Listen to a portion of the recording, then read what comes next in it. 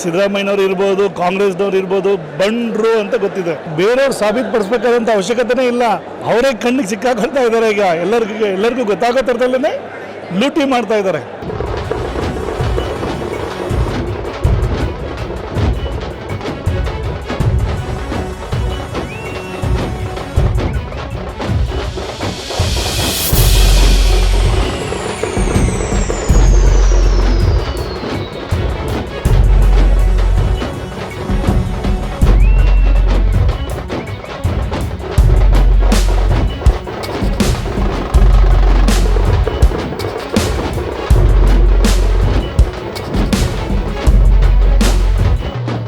ಇವತ್ತು ಎರಡನೇ ದಿವಸ ತಾವು ಮೈಸೂರು ಚಲೋಲ್ಲಿ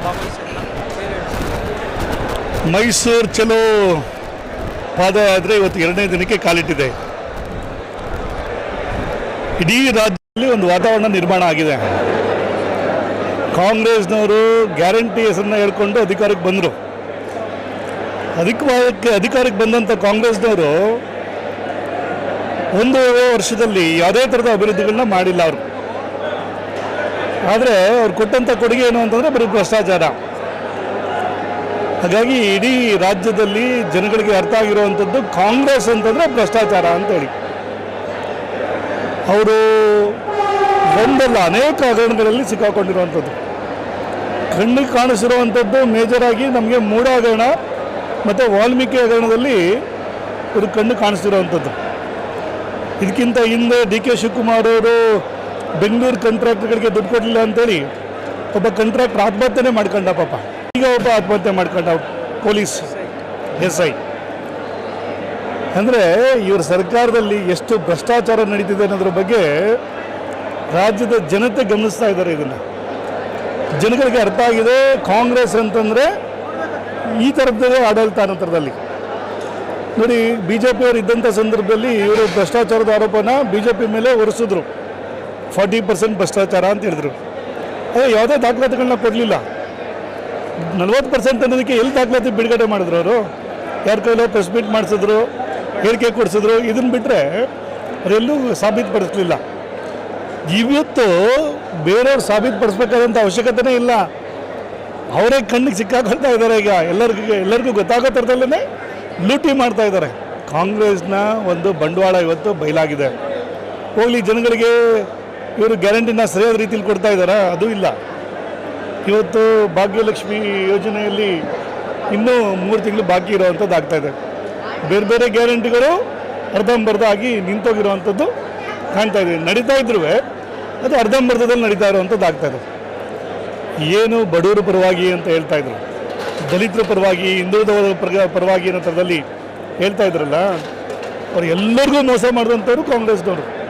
ದಲಿತರಿಗೆ ಅಂತಂದರೆ ದಲಿತರಿಗೆ ಮೋಸ ಮಾಡಿದ್ರು, ಹಿಂದುಳಿದವರಿಗೆ ಅವ್ರಿಗೆ ಮೋಸ ಮಾಡಿದ್ರು, ವಾಲ್ಮೀಕಿ ಸಮುದಾಯಕ್ಕೆ ಅವರ ಅಭಿವೃದ್ಧಿಗೆ ಇಟ್ಟಂಥ ಹಣವನ್ನು ಲೂಟಿ ಮಾಡೋ ಮುಖಾಂತರ ಅವ್ರಿಗೆ ಮೋಸ ಮಾಡಿದ್ರು.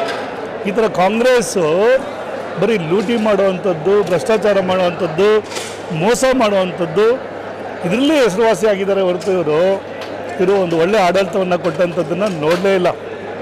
ಅವರು ರಾಜೀನಾಮೆ ಕೊಟ್ಟು ತನಿಖೆ ಎದುರಿಸಲಿ. ಅವಾಗ ಏನಾಗ್ತದೆ, ನಿಜವಾಗ ನೈಜತೆ ಏನು ಅಂತ ಗೊತ್ತಾಗ್ತದೆ. ಹಾಗಾಗಿನೇ ನಮ್ಮ ಪಾದಯಾತ್ರೆ ಏನು ಅಂತ ಇವರು ಬಂಡ್ರು ಅಂತ ಎಲ್ಲರಿಗೂ ಗೊತ್ತಿದೆ. ಸಿದ್ದರಾಮಯ್ಯನವ್ರು ಇರ್ಬೋದು, ಕಾಂಗ್ರೆಸ್ನವ್ರು ಇರ್ಬೋದು, ಬಂಡ್ರು ಅಂತ ಗೊತ್ತಿದೆ. ಹಾಗಾಗಿನೇ ಆ ಬಂಡತನವನ್ನು ಕಲಿಸಿ ಬೀಳಬೇಕಲ್ಲ, ಜನಗಳಿಗೆ ಅರ್ಥ ಆಗಬೇಕಲ್ಲ, ಅದಕ್ಕೋಸ್ಕರನೇ ಪಾದಯಾತ್ರೆ ಮಾಡ್ತಿರೋವಂಥದ್ದು. ಪಾದಯಾತ್ರೆ ಹಮ್ಮಿಕೊಂಡಿದ್ದಾರೆ, ಅದು ಯಶಸ್ವಿ ಆಗುತ್ತಾ ಸರ್? ಈಗಾಗಲೇ ನೋಡ್ತಾ ಇದ್ರಲ್ಲ ಈಗ ನೀವು, ನಿನ್ನೆ ಭಾಳ ಸಾವಿರಾರು ಸಂಖ್ಯೆಯಲ್ಲಿ ಜನ ಭಾಗವಹಿಸಿದಂಥದ್ದು. ಇವತ್ತು ಬೆಳಗ್ಗೆಯಿಂದನೂ ಇವತ್ತು ಹುಮ್ಮಸ್ಸಿನಿಂದ ವಾಲಂಟ್ರಿಯಾಗಿ ಬಂದು ಜನ ಭಾಗವಹಿಸ್ತಾರಂಥದ್ದು. ಅಂದರೆ ಜನಗಳಿಗೇನೆ ಬೇಕಾಗಿದೆ ಇದು.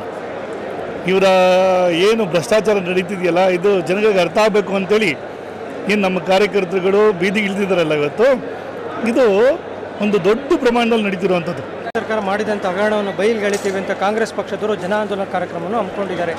ಅಲ್ಲ, ಹೇಳುವಂಥದ್ದೇನು ಬಂತು? ಇವತ್ತು ಅವ್ರಿಗೆ ಅಧಿಕಾರ ಕೊಟ್ಟಿದ್ದಾರೆ. ಈಗ ರಾಜ್ಯದ ಜನತೆ ಇವತ್ತು ಅವರಿಗೆ ಸ್ಪಷ್ಟವಾದಂಥ ಬಹುಮತ ಕೊಟ್ಟಿದ್ದಾರೆ. BJPಯವ್ರ ಮೇಲೆ, JDSನವ್ರ ಮೇಲೆ ಹಗರಣ ಇದ್ದರೆ ಅದನ್ನು ಬಯಲಿಗೆ ಹೇಳ್ತೀವಿ ಅಂತ ಹೇಳ್ದಾಕೆ ಮಾಡ್ಬೇಕು. ಇವರು ಅಧಿಕಾರ ಇದೆಯಲ್ಲ, ಅದನ್ನು ತೆಗಿಬೇಕು ತಾನೆ, ಈಗ ತೋರಿಸ್ಬೇಕು ತಾನೆ. ತೋರಿಸ್ಲಿಕ್ಕೆ ಏನಾದ್ರು ಇದ್ರೆ ತಾನೆ. ಇವ್ರ ಮೇಲೆ ಇದೆಯಲ್ಲ ಗಂಭೀರವಾದಂಥ ಆರೋಪಗಳಿದೆಯಲ್ಲ, ಇವರು ಸ್ಪಷ್ಟವಾಗಿ ಸಿಗಾಕೊಂಡಿದ್ದಾರಲ್ಲ, ಈ ಥರದೇನಾದ್ರು ಇದ್ದರೆ ತೋರಿಸ್ಲಿ. ತೋರ್ಸೋಕ್ಕಾಗದೆ ಸುಮ್ಮನೆ ಬರೀ ಆರೋಪಗಳನ್ನ ಮಾಡ್ಕೊಂಡು ಹೋಗ್ತಾ ಇದ್ರೆ ಇವರು ಎಲ್ಲಾಗ್ತದೆ ಅದು? ತನಿಖೆಯಲ್ಲಿದೆ, ಇದನ್ನು ಹೊರಟು ಅವರು ಪಾದಯಾತ್ರೆ ಹಮ್ಮಿಕೊಂಡಿದ್ದಾರೆ ಅಂತ ಹೇಳಿ ತನಿಖೆಯಲ್ಲಿ ಇರೋಗ್ಲೇ ತನಿಖೆಯಲ್ಲಿ ಇರುವಾಗಲೇ ಅಂತ ಹೇಳಿದ್ರೆ ತನಿಖೆನ ಎಷ್ಟು ಮಟ್ಟಿಗೆ ನಡೆಸ್ತಾರೆ? ಒಬ್ಬ ಅಧಿಕಾರದಲ್ಲಿರುವಂಥ ಮುಖ್ಯಮಂತ್ರಿಗೆ ಮೇಲೇ ಆಪಾದನೆ ಬಂದಿದೆ ಇದು. ಹಾಗಾಗಿ ತನಿಖೆ ಎಷ್ಟು ಮಟ್ಟಿಗೆ ಅದು ಸರಿಯಾದ ರೀತಿಯಲ್ಲಿ ನಡೀತದೆ ಅನ್ನೋದು ನಮ್ಗೆ ಅನುಮಾನ ಇರುವಂಥದ್ದು. ಹಾಗಾಗಿ ಯಶಸ್ವಿಯಾಗಿ ನಡೀತಿರುವಂಥ ಕಾರ್ಯಕ್ರಮ ಇದು. ಏನು ಆಡಳಿತ ಪಕ್ಷಕ್ಕೆ ಸಂದೇಶ ಕೊಡೋಕ್ಕೆ ಇಷ್ಟಪಡ್ತೀನಿ? ಆಡಳಿತ ಪಾರ್ಟಿಯವರು ಈಗಲಾರು ಎಚ್ಚೆತ್ಕೊಂಡು, ಏನು ನೀವು ಬರೀ ಅಡ್ವರ್ಟೈಸ್ಮೆಂಟ್ ಕೊಡ್ತಾ ಇದ್ರಲ್ಲ, ನುಡಿದಂತೆ ನಡೆದ ಸರ್ಕಾರ ಅಂತ ಹೇಳ್ತಿದ್ರಲ್ಲ, ಆ ಥರದಲ್ಲಿ ನಡೆಯುವಂಥದ್ದನ್ನು ಮಾಡಿ. ನೀವು ಏನು ಬಡವ್ರ ಪರವಾಗಿದ್ದೀವಿ ಅಂತಿದ್ರಲ್ಲ, ಆ ಥರ ಬಡವ್ರ ಕಾರ್ಯಕ್ರಮಗಳನ್ನ ಕೊಡಿ. ಏನು ದಲಿತರ ಪರವಾಗಿದ್ದೀವಿ ಅಂತ ಹೇಳ್ತಿದ್ರಲ್ಲ, ನೀವು ಅವ್ರ ಪರವಾಗಿರಿ. ನಿಮ್ಗೆ ಅಧಿಕಾರ ಕೊಟ್ಟಿರೋ ಜನ. ಹಾಗಾಗಿ ಆ ಥರ ನೀವು ಏನು ಹೇಳ್ತಾ ಇದ್ರಿ ಆ ಥರ ನಡ್ಕೊಳ್ಳೋವಂಥ ಪ್ರಯತ್ನ ಮಾಡಿ.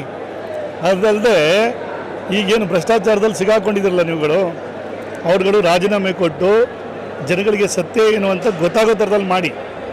ಆವಾಗ ಒಂದು ಜನಗಳಿಗೆ ಏನು ಅಪೇಕ್ಷೆ ಇತ್ತು, ಆ ನಿರೀಕ್ಷೆ ಇತ್ತು, ಅದಾದರೂ ಗೊತ್ತಾದಂಗೆ ಆಗ್ತದೆ ಜನಗಳಿಗೆ. ಅಟ್ಲೀಸ್ಟ್ ಮುಂದಿನ ದಿನಗಳಲ್ಲಿ ತಲುಪೋ ಥರದಲ್ಲಿ ಆಗುತ್ತೆ ಅಂತ ನಾನು ಹೇಳಲಿಕ್ಕೆ ಇಷ್ಟಪಡ್ತೀನಿ.